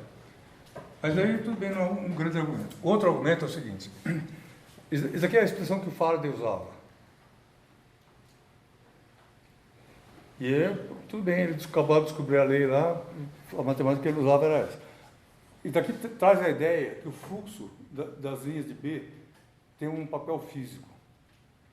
Ou seja, quando eu pego um ímã e pergunto para você aqui, que tem uma espira assim, e aí eu pego, espira parada, pego o ímã e faço isso daqui. E penso nessa lei, o que vem à sua cabeça? Vem a seguinte imagem, assim, as linhas de campo estão furando esse negócio aqui, e por isso apareceu uma corrente aqui. Na versão que a gente usa, a gente não fala isso, fala, olha, esse campo elétrico, esse campo magnético aqui criou um campo elétrico, e o campo elétrico causa corrente. Tudo bem isso? Ou seja, o fluxo deixa de ser uma entidade física. O Maxwell acreditava nisso, o que é razoável na época dele. Desculpa, o Faraday. É razoável na época dele, mas com o tempo essa questão foi sendo discutida de outro jeito. Outra questão, o problema dessa lei aqui, você vai na internet e procura paradoxos da lei de Faraday. Essa forma aqui tem paradoxos. Se você pensar uma coisa de um jeito, você chega a um resultado, se você pensar de outro jeito, você chega a outro resultado, que aparentemente é uma incoerência. Essa forma aqui nunca tem um paradoxo. Certo? Então, é muito mais seguro você usar isso aqui, porque você nunca se mete em uma enrascada conceitual. Usando uma coisa que vale do jeito que não vale sempre. Tá? Tudo bem? Posso? Eu já vi diversas demonstrações matemáticas em que no meio da demonstração ele pega uma integral com uma derivada dentro e passa a integral para fora. Sim, mas ele tem que falar algo. Esse daqui é uma verdade adjetivada. Assim, isso daqui, eu tenho que. Aí pega e faz. Tudo bem? Aqui não fala nada, pega e faz. Está escrito já. Tudo bem? E qual que é a condição da igualdade? Oi? Qual que é a condição da igualdade entre as duas? Não. Aí você vai. Complicado. Abre, vai na internet ou lê o Feynman. O Feynman mostra exemplos que essa lei dessa forma que não vale. Quando o circuito varia com o tempo. A internet também tem um desenho que o negócio faz assim lá, que você vai ver que é um exemplo onde essa lei aqui não funciona bem. Então, isso aqui é uma expressão que funciona bastante bem em muitos casos, mas não sempre. Tá, essa aqui funciona sempre. Então, você nunca precisa se preocupar. Fala, será que a minha lei é boa nesse caso? Nunca se preocupa com isso, usa isso. Aqui você tem que se preocupar. Se você está enquadrado no bom caso. Obrigado. Então, tudo bem isso aqui?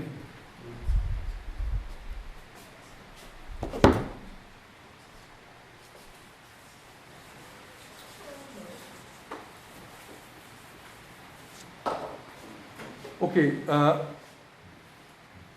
Complementos desse quadro. Dois complementos, ou vários, alguns importantes. Seguinte. Casos particulares.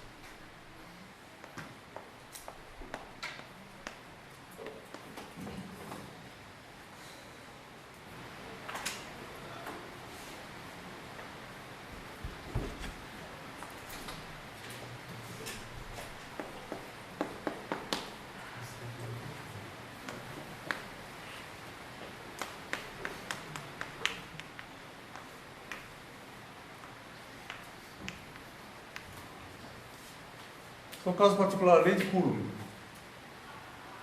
Por que a lei de Coulomb não é a equação de Maxwell?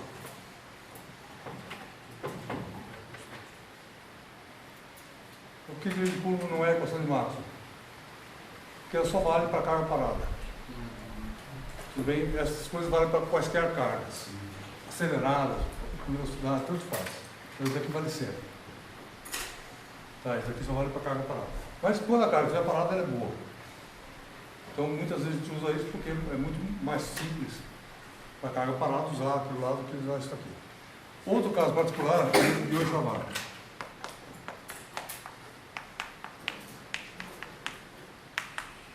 Que vai falar que um pedacinho de corrente cria campo magnético desse jeito aqui.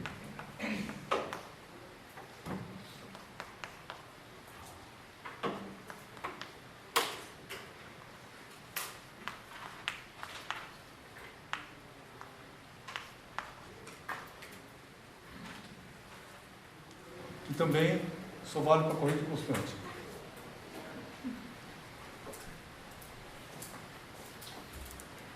Então, são dois casos particulares.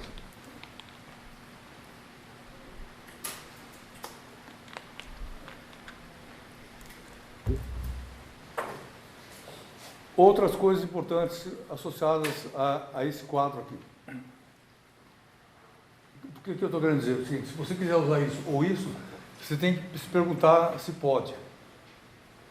Se você quiser usar aquilo, você não precisa se perguntar isso. Vai lá e usa. Vale sempre. Aqui fala, será que o caso é bom para? Aí você pergunta isso aqui. Aí você usa. Outras coisas importantes são energia.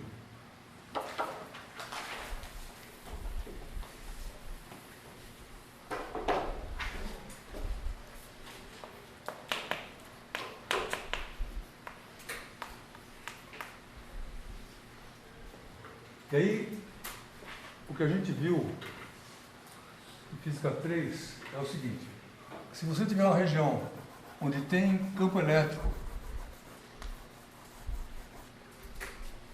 nessa região vinda... No caso da lei de Coulomb, quando você disse que a carga tem que estar parada, mas ela não tem que ser pontual ou esférica também? Não, mais isso. Também, isso daí eu dou um jeito, se não for. Faço uma somatória, não sei o quê. Aí dou um jeito, mas se ela estiver em movimento, aí não tem jeito para ser dado. Tá? Nesse sentido. Se é uma região que tem campo elétrico por algum motivo, qualquer que seja, você tem uma densidade de energia elétrica,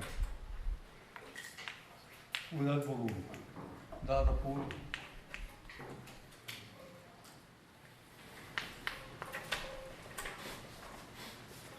Isso aqui está dito a seguinte coisa, que onde há campo elétrico, há energia. No espaço. Isso aqui é uma expressão super importante, muito legal. A gente vai usar um monte aqui para frente. E tem o equivalente magnético, se você tiver uma região aqui onde está cheio de campo magnético, existe uma densidade de energia volumétrica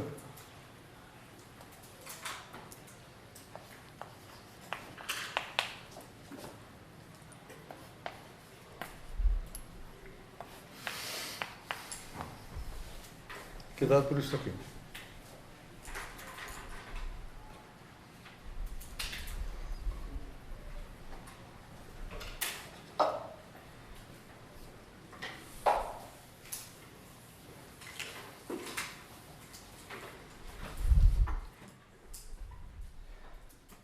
consequência disso, muitas, inúmeras. Por exemplo, uma consequência super importante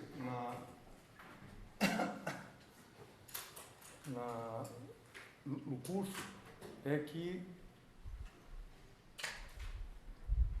ondas, que é uma coisa que a gente vai estudar, aonde que está a energia da onda? Só o que é uma onda eletromagnética? Onda eletromagnética é um campo que anda, simplesmente, assim. Certo? E aonde que está a energia da onda? No campo.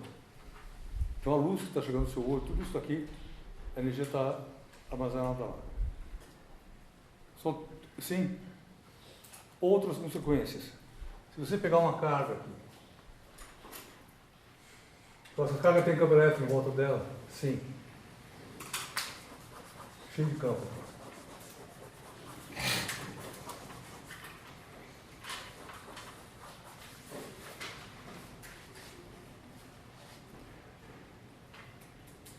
Ok? Se essa carga tem uma alta energia,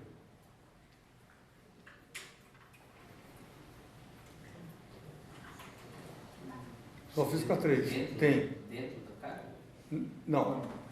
Esse sistema, aqui vamos melhorar a pergunta. Esse sistema tem uma alta energia? Sim. Tem. Tudo bem? Por quê? Porque existe E2 aqui? Sim. Existe.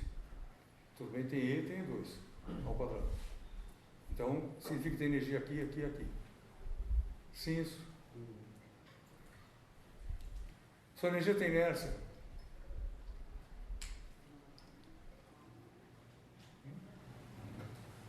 Falei lá na história. Você não viu ainda por quê, mas eu falei no começo da aula que tem. Quer dizer que você tem que acreditar hoje. Mas se você acreditar hoje que tem inércia, quando eu tiro um elétron assim para você, eu estou tirando um negócio que é uma carga com um campo assim. Tudo bem isso? Ok? Então, se o elétron bater no anteparo, o que vai acontecer com o campo? Vai parar junto com ele. Assim? Então, você pega uma barra de metal, assim, um cano bem comprido aqui, carrega no seu ombro, assim, bate aqui, e é isso? Não. Não. Vai um pouco pra frente. Só o que acontece com o cano? Ele anda sozinho? Só na hora que eu estou andando com o cano aqui, em velocidade constante, tem uma força entre o cano e o meu ombro? Não. Tudo bem isso? Isso aqui é uma coincidência. Eu estou o cano assim e eu junto, sem fazer força. Porque isso, se eu bater aqui, o que acontece com o cano? Vai para frente. Sozinho. Sim? Se ele estiver solto, pode cortar a minha cabeça, tudo bem. Né? Ele vai para frente reto. Se ele estiver preso no meu pescoço, o que ele vai fazer?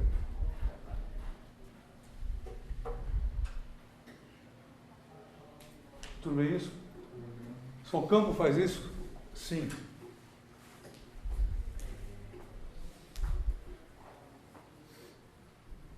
E quando ele faz isso, o que acontece? Você pega uma carga assim,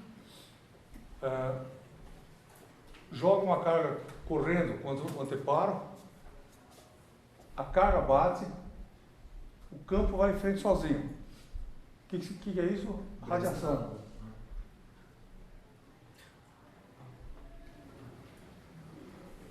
Então sim, tinha um campo que estava lá, a carga, o campo vai sozinho. Fantástico? Sim? Oi. Professor, isso que acontece no síncrotron, que eles curvam o elétron e emite raio-x? Só é isso que acontece no síncrotron, que curva o elétron, raio-x? Sim, exatamente. Só que aí é aceleração de outro tipo, não é aceleração nessa direção, mas é aceleração no movimento circular. Qualquer elétron acelerado irradia. A radiação que ele falou é o seguinte: o síncrotron é uma pista de corrida assim, e lá no fim tem uma curva rápida. Vou falar para o lado de cá que é mais fácil. Não, para lá. Bom, tudo bem. Aí chega o elétron lá para o seu campo aqui, ele é acelerado e vem assim. Chega aqui no fim da curva, o que ele tem que fazer? O elétron tem que virar. A radiação tem que virar junto? Não. Então ela sai pela tangente. Então, o síncrotron é isso. É uma máquina para fazer a radiação sair pela tangente. E aí é tudo isso é bem controlado, de modo que a radiação seja limpa o suficiente para você fazer experimento lá. Com ela. Foi. Sobre essa coisa da carga parar e do campo continuar, mas não é o próprio campo que faz com que a carga pare? Não, tem que ter uma outra coisa, tem uma anteparo, uma mesa ou qualquer coisa assim onde eu bata. Mas não é o campo da mesa que faz o... Não, pode ser o campo da mesa, mas não é são dois campos. Pode ter um campo aqui, esse campo me breca e esse campo aqui continua ainda. Tem superposição. Tudo bem? Professor, é uma boa analogia entender esse negócio que, tipo, a partícula bate e continua, mas tem explicação, tipo, eu consigo explicar o porquê isso acontece? Só pergunta dele. Você consegue explicar o que acontece?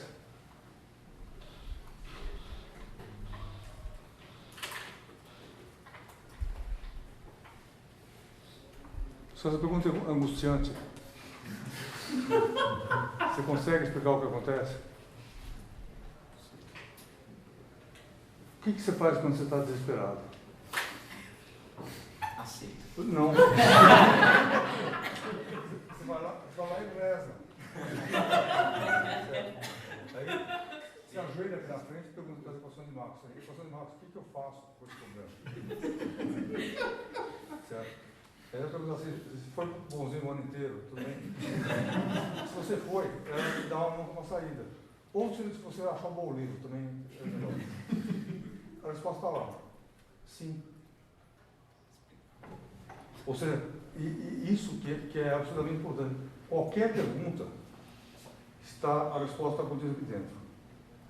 Só que é uma espécie de esfinge. Não dá de gravar, que é uma pergunta difícil de dar assim. Você vai lá, você tem que ralar para chegar na resposta. Mas a resposta está aqui dentro. Ou seja, não tem pergunta de eletromagnetismo que não tenha resposta aqui. Então você não sabe, você ajoelha. Está lá. Vai ser em que aula, mais ou menos? Oi? A resposta disso. A resposta do porquê o campo continua vai ser em que aula, mais ou menos?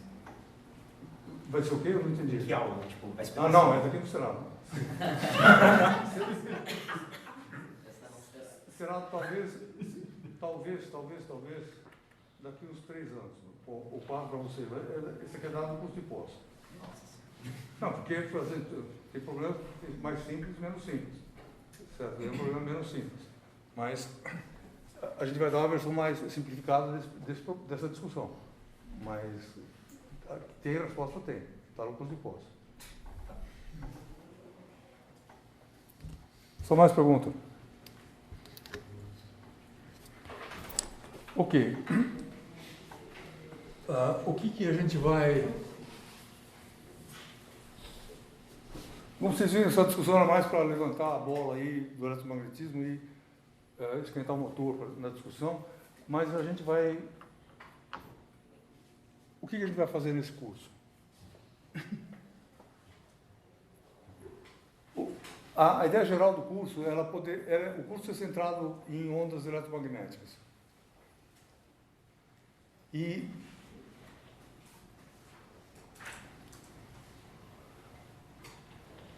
a gente discute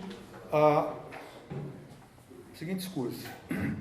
A gente primeiro discute a vida da onda eletromagnética. Ou seja, se tiver uma onda aqui na sua frente, o que ela está fazendo? A gente vai discutir isso aí. Em seguida, a gente vai discutir o nascimento das ondas eletromagnéticas, que é o problema da radiação, de uma maneira simples. E, no fim, a gente vai discutir a morte das ondas eletromagnéticas. Só onde que uma onda eletromagnética morre? Então, você está vendo a luz? Segunda chance. Ou seja, a luz essa coisa que você viu, ela existe ainda como luz? Não. Certo? Significa para você ver, você teve que assassinar um fóton indefeso. Tudo bem? E seu olho comeu aquele fóton lá e aquilo lá virou informação do cérebro. Tudo bem isso? Ou seja, toda a luz só olha esse quadro aqui. Que luz que está chegando aqui? Verde? Claramente, certo? A luz não é verde?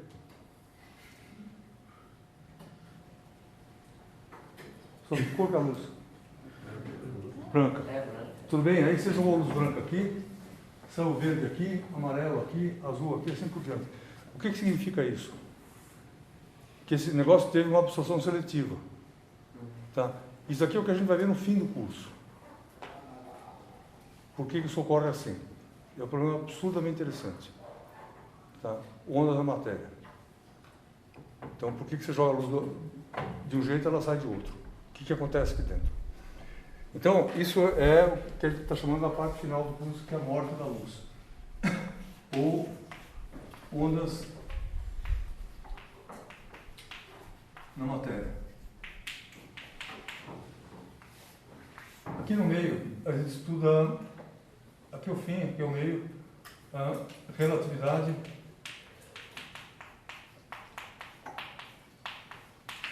e a radiação.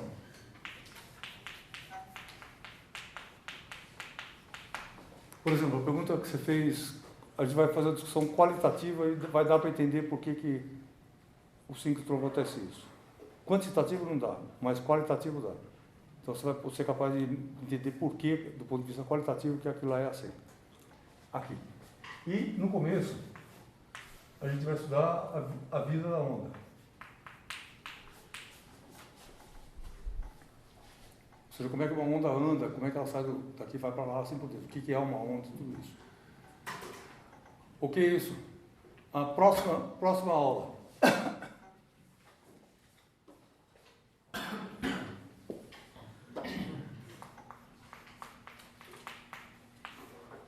Circuitos.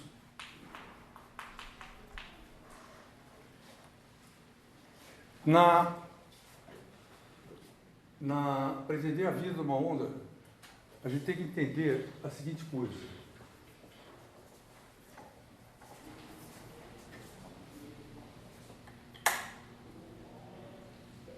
Só quanto tempo leva para o efeito acontecer desde que eu aperto o botão?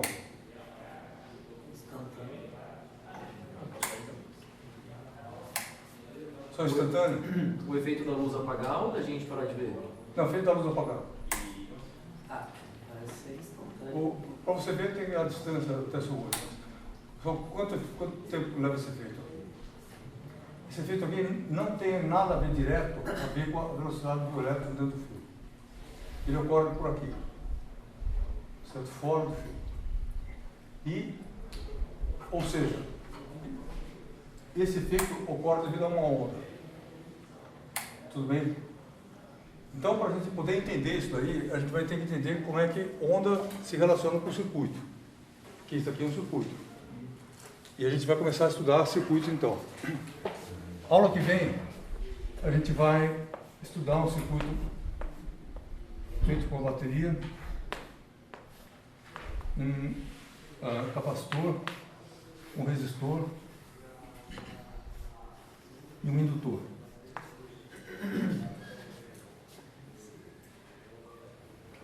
E aí, isso aqui com a chave aberta, não tem corrente, fecha a chave.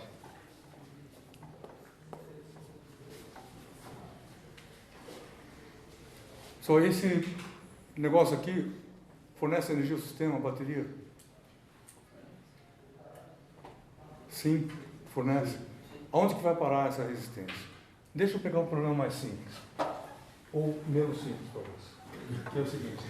Você põe só o capacitor e o indutor aqui. Aí imagina que você pegue uma pilha e carrega o capacitor. Deixa o capacitor carregado. Você enche o sistema de energia, aí você tira a pilha. O sistema está cheio de energia. O que vai acontecer? indutor vai começar a puxar um pouco dessa energia.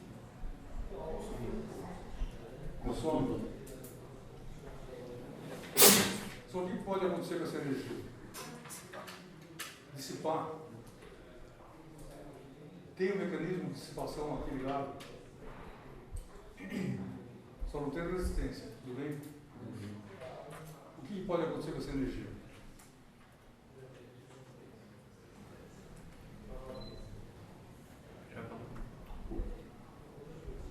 Só tudo bem o problema? Você pegou, encheu e está aqui de energia. Solta. Aí pensa o seguinte, a energia pode sair do sistema. Ela está instalada lá dentro. Está saindo. Está aí dentro. Oi? Está lá dentro. Só ela pode sair, não tem mecanismo de sair. Tudo bem? Se não tem mecanismo de sair, significa que ela fica lá dentro. Sim. Só ficou lá dentro, o que ela faz? Fica parada aqui? Não. Não. Circuito. O que ela vai fazer?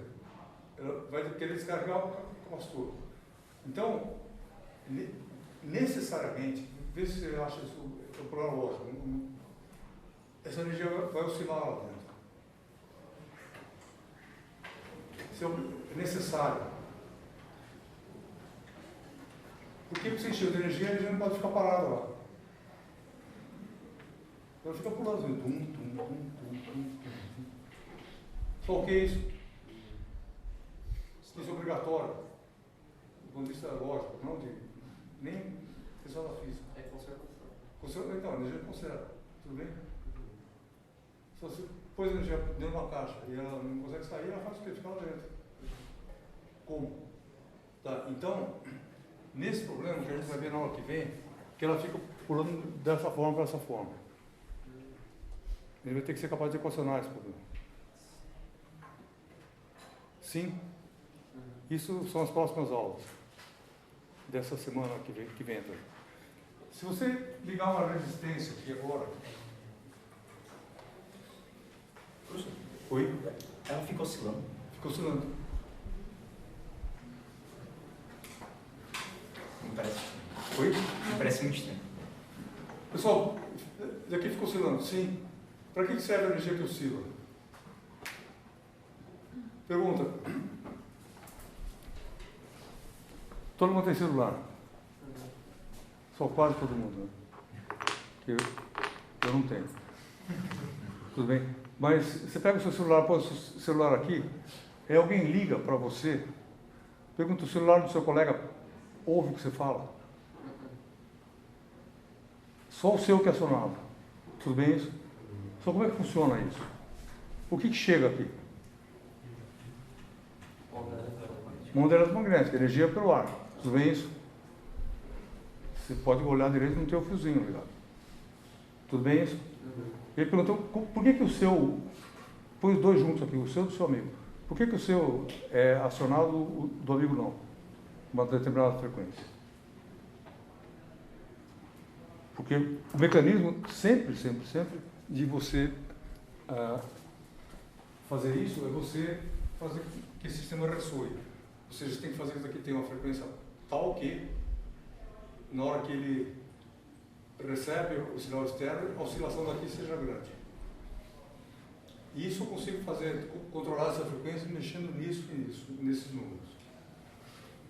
Esse celular é mais complicado, mas os mais simples são desse tipo. Se você mexe nisso, nisso tem a frequência que você quiser. E aí quando você joga, isso daqui ressoa. E a amplitude cresce. Então, na verdade, você ouve o que você ouve porque o seu sistema oscila.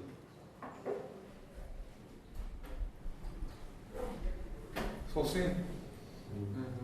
E aí eu consigo jogar uma mensagem que ela oscila na frequência do seu e não do seu amigo.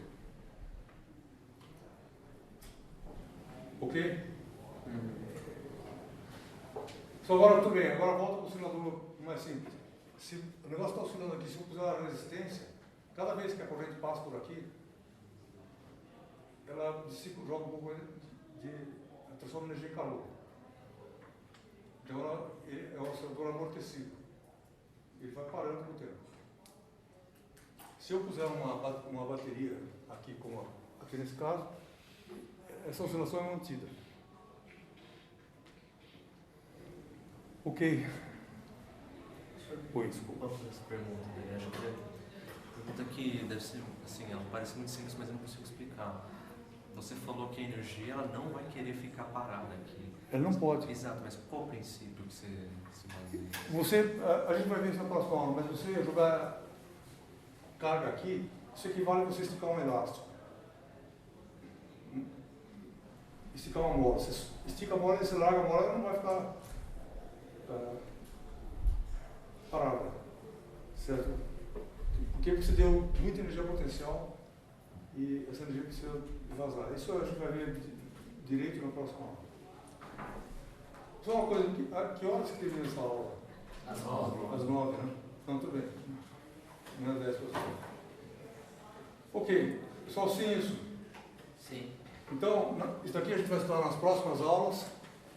Na próxima semana de aula, 3 aulas. Em seguida, a gente... Espera só um segundinho antes de você querer ir embora. Que é razoável. A gente põe uma fonte alternada aqui, que isso aqui parece mais a situação do celular. E a gente vai ver que tem ressonância nisso, como é que daqui funciona. Tudo bem? Em seguida, a gente pega esse circuito aqui e eu faço o circuito. Esse circuito é pequenininho, mas eu vou depois fazer um circuito grande. E circuito grande significa, o que é grande? Itaipu até São Paulo, certo? Muito grande nessa escala. E aí o jeito de que as coisas funcionam aqui dentro muda. O que vai acontecer é o seguinte, que a gente vai começar a entender agora como que a energia anda aqui dentro desse fio da sala. Tudo bem? Feito isso, a gente pula para a onda e fica feliz. Pergunta? Sua burocracia do curso deve estar disponível para vocês e se não tiver, estará.